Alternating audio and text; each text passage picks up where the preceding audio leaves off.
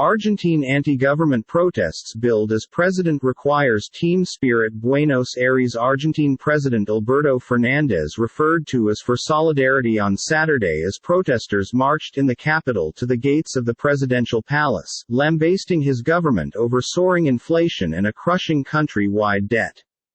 The center-left president is going through a rising venture from a militant left wing of the ruling coalition that wishes greater kingdom spending to ease high poverty tiers and inflation.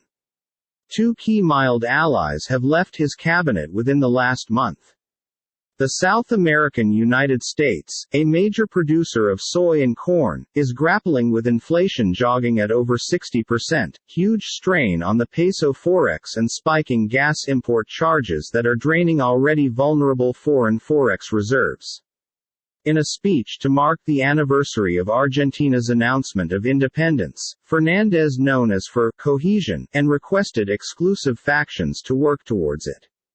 History teaches us that it is a fee we must keep in the toughest moments, he mentioned, adding the United States of America wanted financial obligation with low foreign currency reserves and soaring international inflation, seriously adverse, the neighborhood economic system.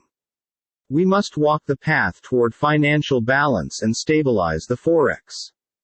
Argentina, which has cycled via monetary crises for decades, struck a $44 billion debt cope with the International Monetary Fund in advance this year to update a failed 2018 software.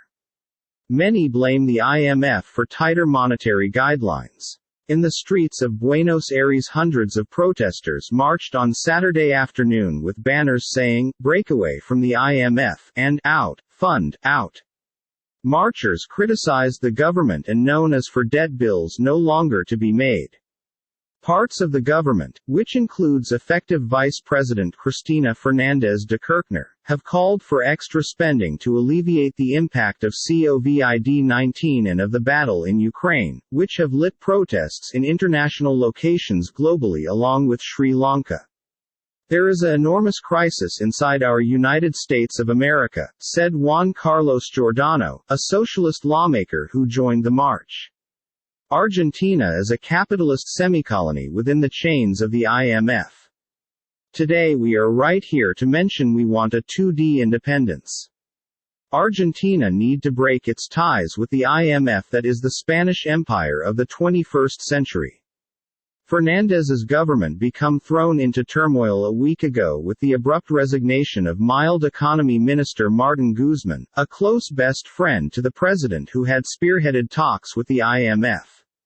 He changed through economist Silvina Batakis.